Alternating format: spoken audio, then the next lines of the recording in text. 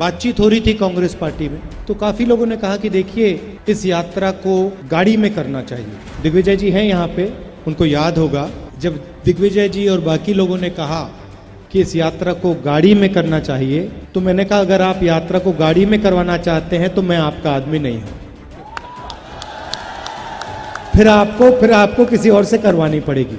अगर यात्रा पैदल करनी है तो फिर मैं यात्रा करने के लिए तैयार हूं। और इसके पीछे मेरी सोच ये थी कि 21वीं सदी के हिंदुस्तान में जो हमारे राजनेता हैं, और मैं सिर्फ किसी एक पार्टी की बात नहीं कर रहा हूं, मैं सब पार्टियों की बात कर रहा हूं, कांग्रेस, बीजेपी, बीएसपी, सब पार्टी की बात कर रहा हूं। जो हमारे राजनेता हैं उनके बीच में और जनता के बीच में बहुत दूरी हो गई है। राजनेता कभी हवाई जहाज में उड़ते हैं, कभी गाड़ी में आते हैं, और मैंने सोचा कि 21वीं सदी में अगर हिंदुस्तान को समझना है, हिंदुस्तान के किसानों से बात करनी है, उनकी इज्जत करनी है, युवाओं की इज्जत करनी है, मजदूरों की इज्जत करनी है, तो पैदल चलने की जरूरत है।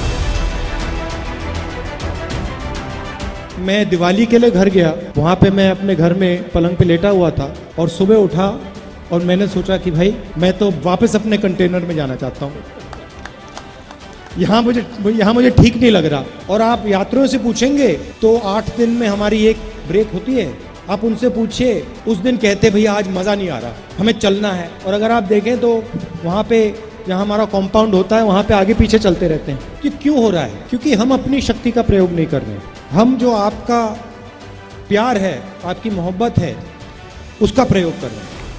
और आपने अपने मोहब्बत देकर, अपना सपोर्ट देकर हमारे काम को बहुत आसान कर दिया।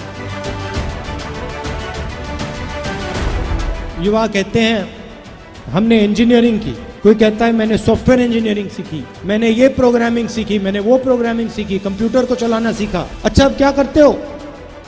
अब मैं मजदूरी करता हूँ, computer engineer, mechanical engineer, civil engineer, ये सारे के सारे आज के हिंदुस्तान में मजदूरी कर रहे हैं। तो ये हालत है सिर्फ मध्य प्रदेश की नहीं, हिंदुस्तान की।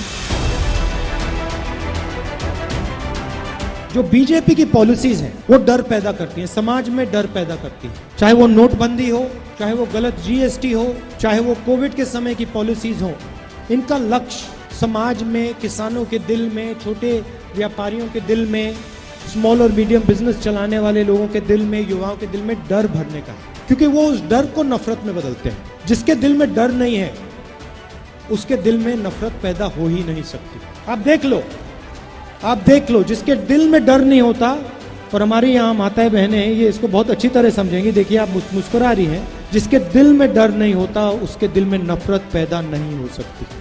तो नफरत के लिए इनको डर की जरूरत होती है, और इनकी सारी की सारी पॉलिसीज इस डर को पैदा करने के लिए की जाती है। क्यों करते हैं मैं बता देता हूँ। क्योंकि ये जो आपका धन है, किसानों का धन है, जो आपकी शिक्षा में जाना चाहिए, स्कूलों में जाना चाहिए, अस्पतालों में जाना चाहिए, वो आपसे छीनकर इनके सबसे बड़े उद्योगपति मित्रों को देना चाहते हैं। मीटिंग में कभी कभी कहता हूं, जैसे शुरुआत में मैंने कहा प्रेस के हमारे मित्रों, फिर मैं कहता हूं प्रेस के मित्र हैं मगर हमारी बात तो कभी दिखाते नहीं। तो कैसे मित्र हैं? टीवी पे हमारी बात नहीं आती, हम मनरेगा की बात करते हैं वो नहीं दिखाते, हम नोटबंदी के बारे में बोलते हैं वो नहीं दिखाते, गलत जीएसटी के बारे में बोलते हैं वो नहीं दिखाते। तो मैंने इनसे कहा देखिए आपकी गलती नहीं है, मैं जानता हूं कि आपके पीछे लगाम लगी हुई है। हम पार्लियामेंट में बात उठाने की कोशिश करते हैं, माइक ऑफ कर देते हैं, आवाज ही नहीं आती। तो मीडिया का रास्ता बंद, पार्लियामेंट में, विधानसभा में माइक बंद। तो हमने कहा चलो सड़क को तो बंद नहीं कर सकते,